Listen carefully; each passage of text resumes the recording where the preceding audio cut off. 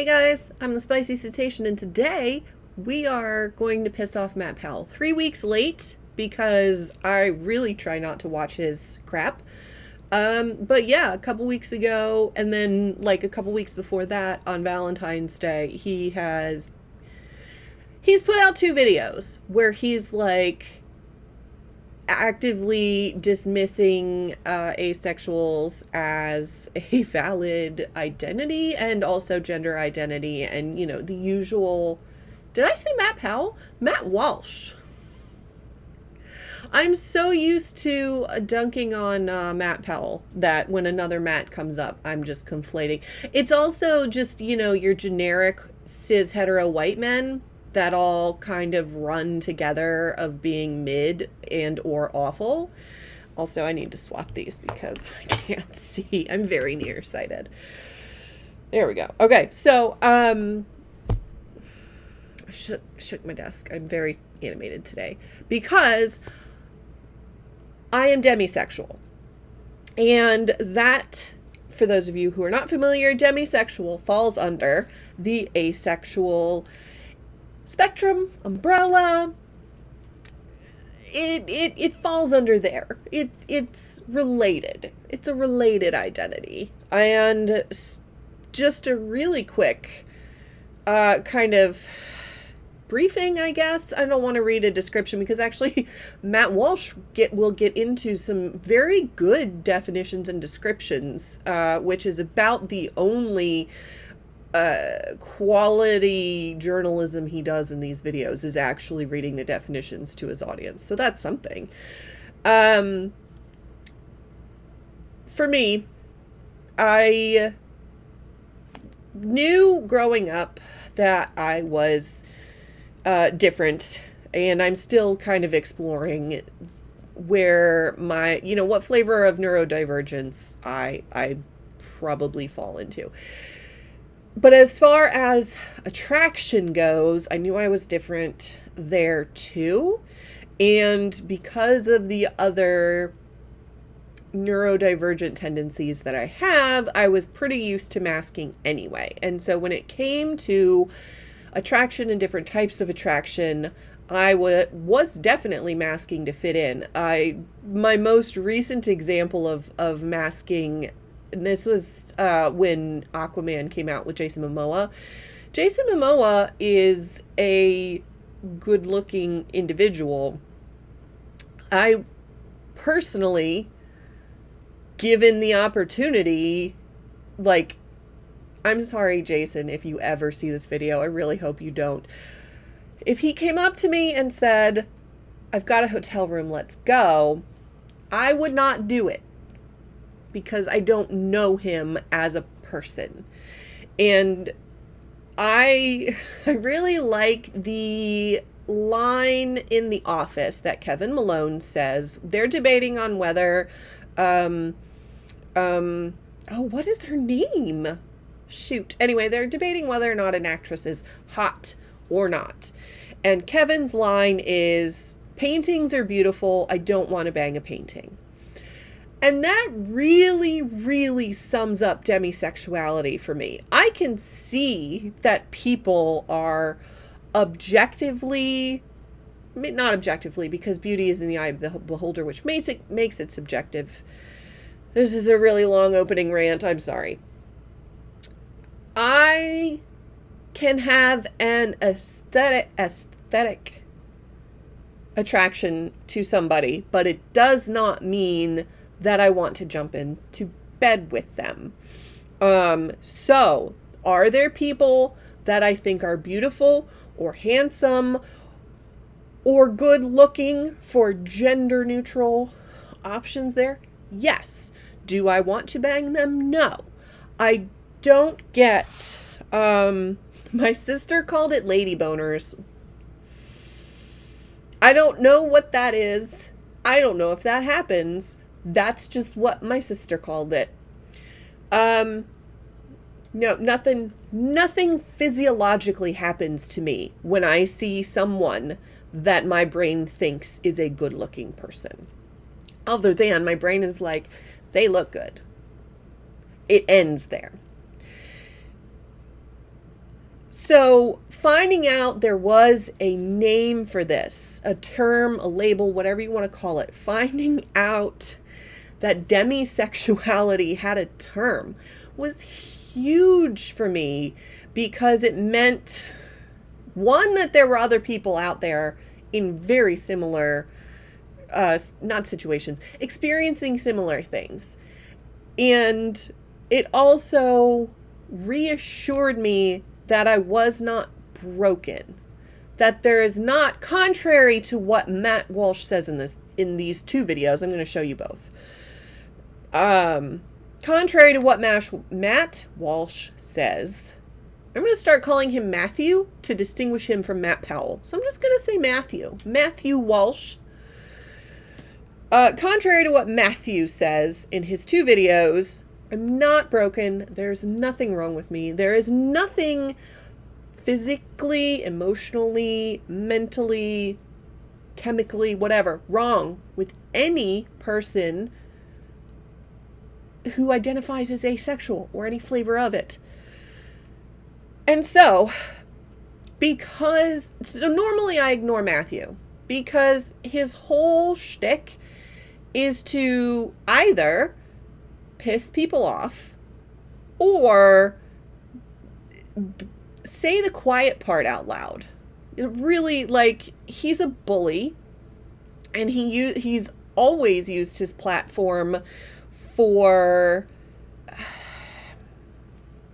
what is the term I'm looking for? He's always used it to incendiary language. Yes, he's always, for as long as I've been aware of him, which is unfortunately a lot longer than he's been in kind of the mainstream spotlight, because he's Catholic, and growing up in the Catholic Church, a lot of his stuff kind of got shared amongst my periph fairly early on in his public career. So I've unfortunately been aware of this individual for a while. So when I say always, I mean always to me, as far as I've been aware of him. I don't mean literally always in terms of his entire life, because I don't and couldn't possibly know what his life was like or is like currently. Okay, caveat there. His language is purposefully incendiary, and that only serves to piss me off. So as a result, I typically try my best to ignore his vitriol. For people like Matthew, any attention is good attention. Is that right? Yeah. Anyway, he wants attention, whether it's negative or not, and I choose to normally not give it to him from me. However, in this case, demisexuals are near and dear to my heart because I am one. And I know there are many of us who have this particular identity who, well, let me preface this. Those of us who are cisgender and heterosexual, I won't get into the romantic attraction until a little bit later, and Matt does go into that. Matthew. So I'm cisgender, I'm heterosexual when it comes to sexual attraction, and so while asexuals are, included in the umbrella of GSM, gender sexual minority, also the LGBTQ community, I have encountered and had conversations with other people who are cis and het and demi who feel as though we don't want to take up space for those who don't pass in terms of either cis, het, those kinds of spaces. So there is a little bit of an imposter syndrome thing, but also I'm neurodivergent and I have that in everything anyway. So I'm overly cautious in terms of like waving my flag or overtly, you know, doing anything other than trying to be the best ally that I can be during things like Pride. I'm also still learning. I'm also a human, and if I get anything wrong, I want to learn and do better. And I'm already at 10 minutes, so let's get into this video, and then I'll explain everything else. What is that weird? Oh, it's the light reflection. I got a new light. I got an Elgato key light to go with my Elgato Stream Deck, which is also, I got it for Christmas. Super excited about that. Next step is probably going to be a different camera, because the one I have is manual and it's mounted on the wall where I can't reach. See, I literally, I have to get up out of my chair, and the depth of field for the focus is very narrow. Anyway, I'm so sorry for the long opening, but I wanted to talk about why it's particularly gross that Matt is talking about asexuals in the way that he is, and the phrase I see a lot is we exist and we're not invisible and we're legitimate and, you know, not picky. So there's some other things.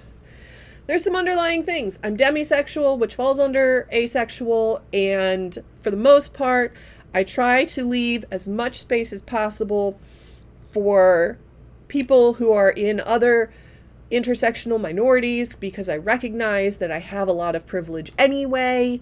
So I think that's why I felt more or less able to speak on this topic as a member of this community. I could have just said that. I should probably start scripting, but then also, like, I get anxious when I can't stick to a script, and I personally feel like for me it's more genuine if I'm saying what I feel in the moment. Anyhow, we're going to read later. I have a book for everybody. Gosh. Oh, good job. Oh, I tried to make it so that I didn't need my mouse, but I definitely still need my mouse. So this is Matthew's video, and it's titled Stop Glorifying Asexuality. I'm going to make sure I'm in the right window, and then I can just use my keyboard. Move my mouse out of the way. If you have special drink, now is the time to get it out. I just have water because I went to the gym already. But I did a sticker. Whoop. Oh, no, you're not going to be able to see it. Shoot. Oh, well. It's a smut tarot card on my water bottle for the gym.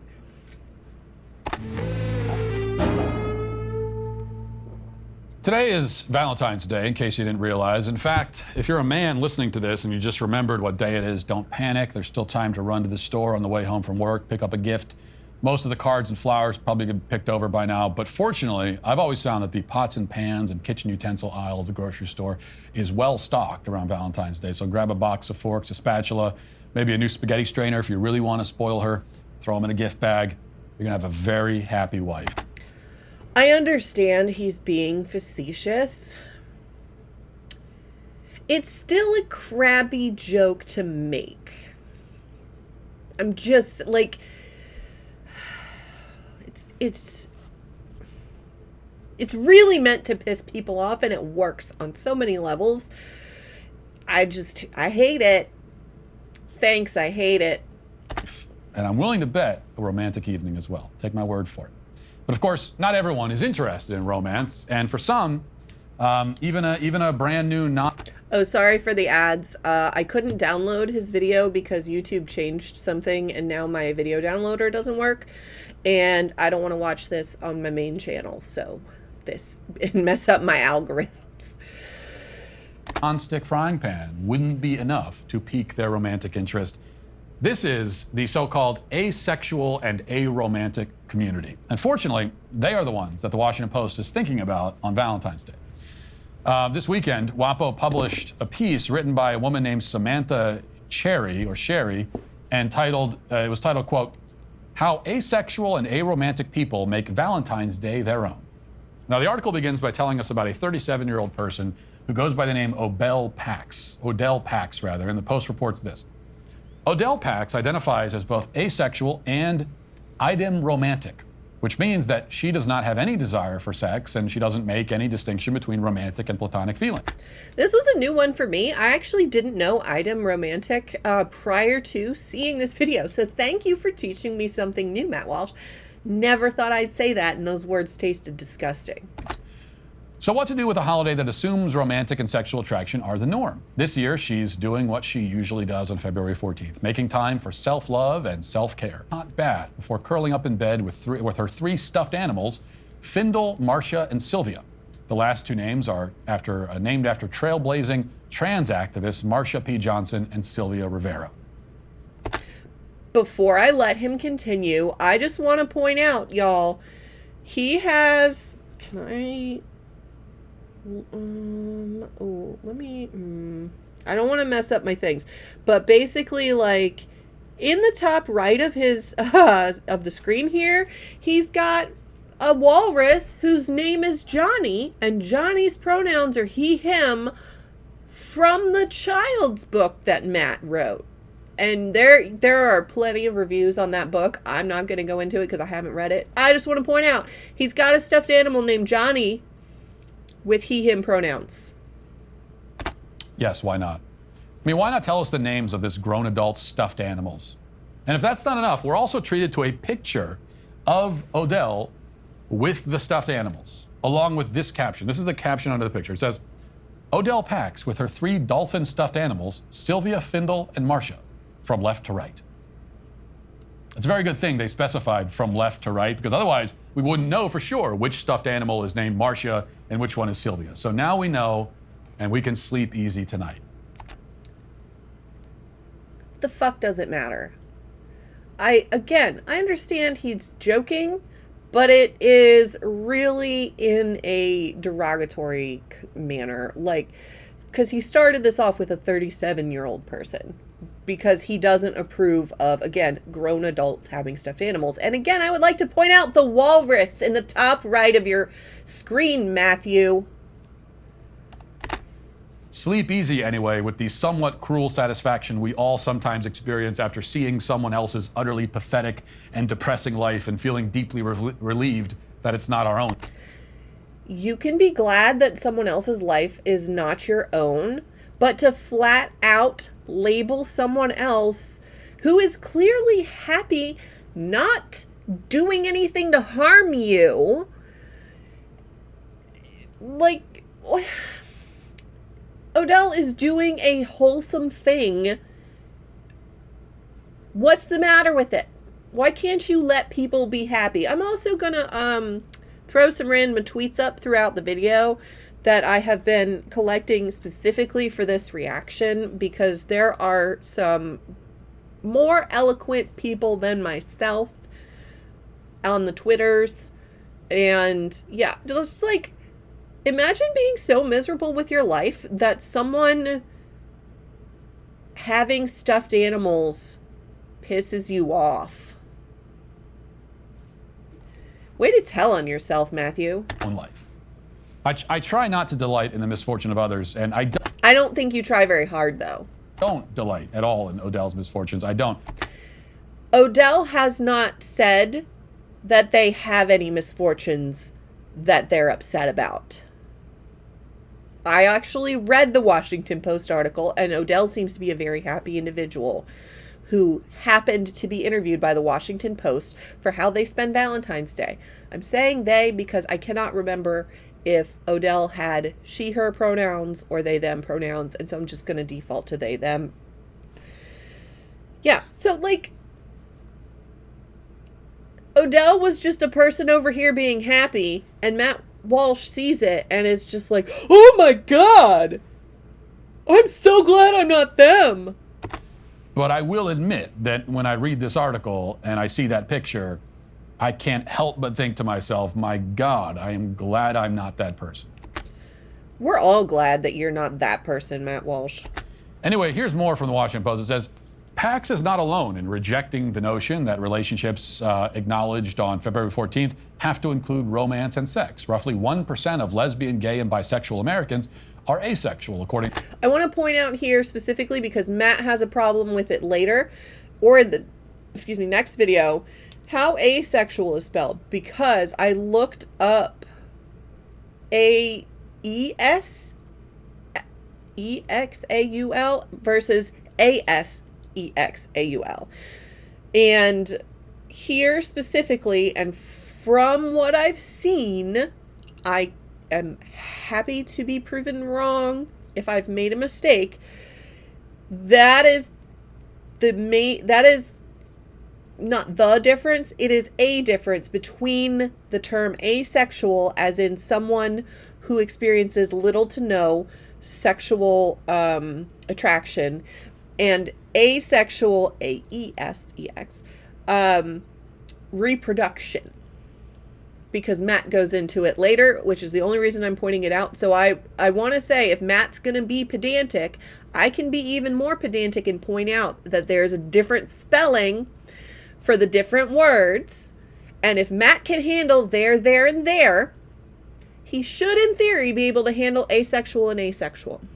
According to a study from the Williams Institute at the University of California, Los Angeles, although experts such as Jennifer Pollitt, Assistant Director of Gender, Sexuality, and Women's Studies at Temple University in Philadelphia, believe the population is undercounted and its influence underestimated because of a lack of awareness. Anecdotally, I didn't know the term existed until just a few years ago, and I am 37. Sexual intimacy is often placed on a pedestal to sell products, especially for Valentine's Day, Pollitt said. But love without romance or sex is just as valid and fulfilling for asexual and aromantic people.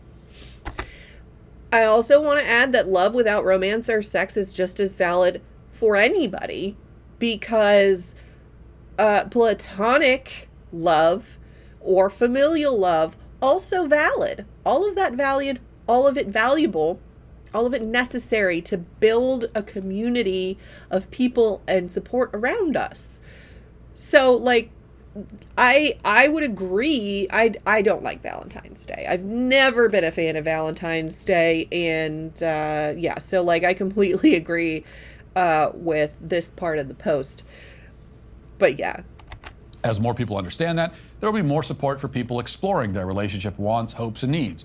In the meantime, many people on the A spectrum, also known as ASPEC or ASPEC, an umbrella term for anyone who identifies as asexual and aromantic, are finding creative ways to define the holiday on their own terms. What is the matter with that? Matt Walsh is going to tell you. Now, the article does continue providing along the way more examples and anecdotes of asexual and aromantic people celebrating Valentine's Day, but I think we've probably already heard quite enough. We really haven't, though. He's cherry picking, which is typical for what he does. For example, this sentence, again, roughly 1% of lesbian, gay, and bisexual Americans are asexual. I am going to, I hate saying this, agree that this sentence from the Washington Post is not well worded. I understand what the intent is. I feel like they didn't maybe dive deep enough into the delineation between your like romantic and sexual preferences. Let me just let him finish talking. Now let's think about that. Bisexual Americans are asexual. Yeah. So he's not misquoting that. That is part of the article. You can be asexual and biromantic. You can be asexual and bisexual, because the asexuality refers more to how attraction works in your brain, in addition to possibly also meaning your sex drive. So your sex drive, your libido, is still yet another facet. We're getting really far down into the weeds of different things and different combinations that people can be, and they're all valid. You can be allosexual and have a low libido. Allosexual being the sexual attraction equivalent term for, say, cisgender.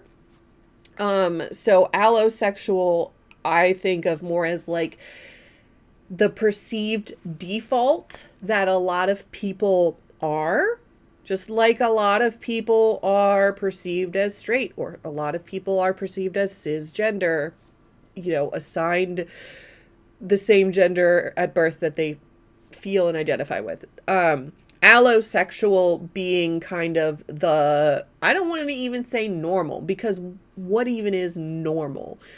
It is probably a majority of people being allosexual. And like, you can still have a low sex drive or a low libido and also be bisexual. You can be homosexual and have a low sex drive. Like, that's where I think maybe the Washington Post article in particular didn't get super into it, but it's also not, it was supposed to be a lighthearted, fun piece on how people in the GSM celebrate Valentine's Day. It wasn't supposed to be an in-depth discussion on different gender studies and different attractions. It wasn't supposed to be that. And I don't know that Matt is specifically trying to imply that it should have been that, but it still feels like he's picking it apart because it wasn't. Not because it wasn't. He was going to pick it apart anyway. He's an idiot. That is exactly like saying that 1% of polytheistic people are atheistic. I'm not going to disagree with that statement, because as a face value comparison, it's accurate. For the way that the Post wrote it, the percentage of bisexual people being asexual. Again, the Post could have done a better job of delineating those things out in that description. The spirit of it, and I'm normally the literalist who has a hard time with the philosophical versions of things, but the spirit of the article was to get the idea across that there are probably a lot of people who fall under the ace umbrella that don't know that they fall under the ace umbrella. That was the whole point of that sentence. But Matt here is going to be pedantic, specifically pedantic, intentionally pedantic, just to be pedantic. How many times am I going to say pedantic? Or that 1% of empathetic people are apathetic. You cannot be something and also the negation of that thing at the same time. Agree. If somebody is sexually attracted to two sexes or sexually attracted to the same sex, that means they do experience sexual attraction. And aspec people can experience sexual attraction. They just don't experience it in the same way or to the same degree as allosexual people. Not difficult. Which would seem to preclude them from claiming the title of asexual. But then again, we must remember the first rule of the LGBT cult, which is that they can make it up all as they go along. This is just, it's unnecessarily rude to, like, why? First of all, the LGBT cult. No, not a cult. I'm sure Matt would oppose, his religion being called a cult when it has way more characteristics of a cult than anybody in the gender sexual minority category. This is just unnecessarily mean for no reason. It's gross. You're gross, Matthew. And nothing they say has to comport with anything else they say. Again, like, the same argument, first of all, Christopher Hitchens, that which is asserted without evidence can be dismissed without evidence. Nuh-uh. Second, The same thing can be said for Matt's religion. They preach love and acceptance, but actively, both in clergy and members of the congregation, the Catholic Church is very opposed to anything other than hetero cis couples getting married and having lots and lots of babies. Unless it's covering up, pedophiles. So, like, same thing can be said for your church, Matt. And they must never be held to even the most basic standard of coherence. Ooh, same thing. That's why any attempt to nail down a definition of what qualifies as asexual or aromantic will ultimately wind up as fruitless as any attempt to get anyone on the left to... So, this is great because he says trying to get them to define anything is fruitless. Watch what he does after this, though. He reads a definition. Give a definition of literally any other word they use. Have you ever heard of a data broker? They're the middlemen collecting and selling all those digital... I don't want to listen to your ad. My point, here's the Cambridge University website attempting to delineate between these two categories of ace... I like how he says Cambridge is attempting to delineate. This from a man who does not have any higher education in his background at all. Is just going to outright dismiss Cambridge University. He's subtly implying that Cambridge doesn't know what they're talking about or don't know how to communicate, rather than self-reflecting, hey, maybe I don't understand what they're trying to say, and maybe I need to do some additional research on the subject so that I do understand. Instead, he's attacking the credibility of an accredited university. Sexual and aromantic. This is what it says. Asexuality is an orientation defined by a lack of sexual attraction. That means that an asexual or ace person experiences little or no sexual draw towards others. Little or no. So there can still be some. And has little or no desire to have sexual relationships with other people. However, the asexual spectrum has many nuanced identities. Many nuanced identities That fall under the umbrella term asexual. Some of the more common ones are gray sexuality or gray asexuality, where someone experiences sexual attraction rarely or infrequently. Another common identity is demisexuality or demi-asexuality, where someone only experiences sexual attraction after forming a close emotional romantic. The frequent thing we get, we being demis, is, oh, so you mean normal? No, not normal. It's even to a lesser degree than allosexuals. So, like, are there a lot of people who, given the opportunity to sleep with Jason Momoa, actually wouldn't because they don't know him, but are still sexually attracted to him? Yeah. Are there people who, given the opportunity to sleep with Jason Momoa, but would actually be repulsed or wouldn't be able to perform in that situation because they don't know him? Yes. I can't picture, I can't even sexually objectify people that I'm not in a relationship with. I can't, I can. I don't enjoy it. I have that ability. It does nothing for me. And in fact, I dislike it. Romantic bond with another person. There are many other identities on the ace spectrum, but what they all have in common is the lack, to varying extents, of sexual attraction. Aromanticism, on the other hand, is an orientation characterized by a lack of romantic attraction. While asexuality is a sexual orientation, aromanticism is a romantic orientation, and the two don't necessarily correlate. Someone may be asexual but not aromantic, or vice versa, or they may be on both spectrums. This is an excellent definition, and I'm so glad that the people who watch Matt Walsh typically got to hear these definitions, because maybe there were some folks in his audience who didn't know the difference, and now they do. An aromantic or aro person experiences little to no romantic attraction towards other people and has little or no desire to form a romantic relationship with anybody else. Like asexuality, aromanticism is a spectrum which includes gray romanticism or gray aromanticism, where someone occasionally or rarely experiences romantic attraction, and demi-romanticism or demi-aromanticism, where someone only experiences romantic attraction after forming a strong emotional bond with another person. Aromanticism is considered an umbrella term that encompasses all the identities that fall on the aromantic spectrum. Make sense now? Actually, yes. And if it doesn't, maybe you're the one that should do some more reading. Now, there's a lot going on here. Actually, let me amend that. There is nothing going on here. This is a whole lot of nothing.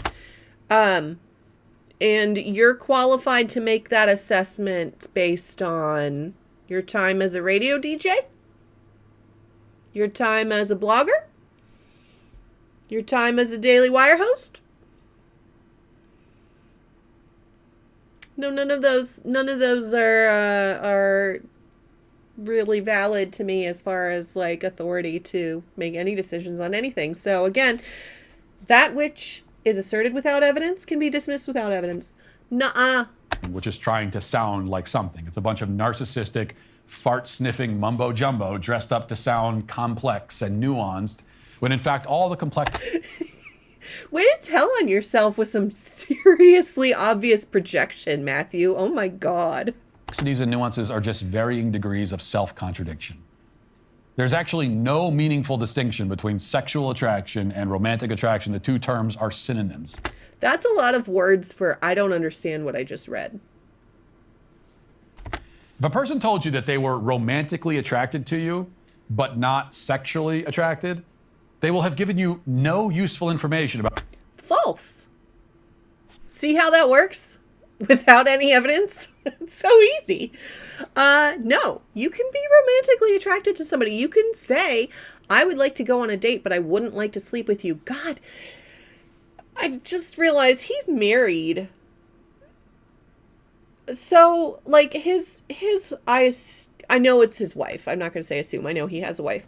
I'm like, his wife is fine with romance and sex being inseparable for him. So, like, he does absolutely nothing romantic that isn't also tied to sex. His poor wife. About their feelings towards you. They will, however, have given you useful information about the tedious inner workings of their own inane and pretentious minds. Again, one, telling on himself. Two, is that how you treat people that you're potentially like in some kind of relationship with, whether it's platonic or romantic or otherwise? Like, do you not want to hear what's going on in the minds of the people around you, Matthew? Because if you don't, I feel bad for them. You're an asshole. As for demi-aromanticism, or someone who feels romantic attraction, especially after forming a strong emotional bond. That's me. Well, that is simply called being a person. Nope. No, it's not, actually.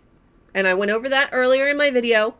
And if you're watching this, Matthew, please just rewind, because I think you need to hear it again. I mean, it's more common that a woman's romantic attractions hinges on an emotional connection. But for men or women, this is a rather normal way for things to work.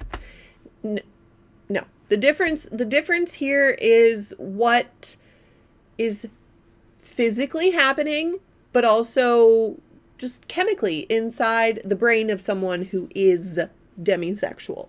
And that is what Matt is more accurately referring to is how relationships tend to play out like following traditional patterns, because they're like, we have all these things like no sex until the third date or whatever, like until they get to know somebody better. For me personally, I have only had sexual relationships with people that I knew for a very long time prior to going out with them. I actually have not been on a date with anyone that I didn't know prior, for years actually, to going out with them. And it's because I cannot even consider having sex with someone unless I've formed not just an emotional bond with them, but a strong emotional bond with them. I have to trust them so much in order to have sex with them. And also, I don't know how, whether I should admit to this or not. Maybe I'll cut it out later. Maybe it'll stay in. I've also had sexual relationships, not relationship. I have had sexual encounters with people that I wasn't romantically interested in. And again, they were also friends that I had known for years. So, like, in my brain, I can separate romantic attraction, sexual attraction, and I can have sex without having romance, but the sex is with somebody that I know very, very well and trust a lot. I was also with women, by the way. So, again, they were friends. One of them still a very good friend. Yep. I still don't consider myself bisexual because it wasn't an attraction. We were drunk and we were having fun, and it was fun, and I enjoyed it very much. But that's my label for myself. Other people might have that and might have the bisexual label for them, or biromantic, or whatever. And it's fine. It's fine because it literally doesn't affect Matt Walsh at all. At all. As far as I can tell, bisexual people aren't trying to sleep with you, Matt Walsh. So here we see again how the LGBT cult, not satisfied to legitimize every degraded fetish they can find, has... That's rich coming from someone whose church has had hundreds of pedophile priests that they've covered up over the probably millennia. Now set its sight on fetishizing even what's normal and healthy. Not a fetish. That's all I got. I just got, nuh-uh. This is a trick they get away with because, as it turns out, plenty of otherwise normal and healthy people want to be members of the cult. The best way to rack up Again, his religious organization has more trademarks of a cult than any particular organization for gender sexual minorities. And we all like labels. Like, I'm sure Matt has labels he likes. For one, he's got 2 books up there that he wrote, supposedly. Why is that a plague doctor mask in the background? That's weird. Does he play banjo? I don't know. Like, so all of these things in his literal background here are part of his identity, I'm assuming. And labels make things so much easier to explain. They're shorthands, they're codes. My partner and I think I've talked about this before, where we say 1, 2, and 3. And it has to do with, do you need support, sympathy, or solutions? 1, 2, or 3. Both of us are very solutions oriented, but not necessarily, we don't necessarily want to receive solutions when we're, upset or frustrated about something. And so our shorthand, if the other person is just coming at us with solutions, we'll say 1 and 2, please. It's a shorthand. It makes things so much easier. I'm trying to think of, like, if we have other shorthands for things, but that one's the main one that we use all the time. And or 4 is hate this with me, which is also my favorite. Like sympathy hate this with me or hate watch this with me. It's great. And because we recognized like early on that we needed different things when we were upset. And I came across a list of things, and it was literally 1, 2, and 3 support, sympathy, solutions, whatever. Or, like he and I group support and sympathy together. And usually we don't need solutions, but sometimes like I'll ask him like, hey, do you need me to 3 this for you, or do you just want 1 and 2? Like shorthand labels, it helps. Anything that helps with communication is a good thing, Matthew. And imagine just being like so mad at the world, like Matt is, that people improving their communication skills is a problem for him. Like, God, I can't imagine how high your blood pressure is, Matt. I don't envy your doctor.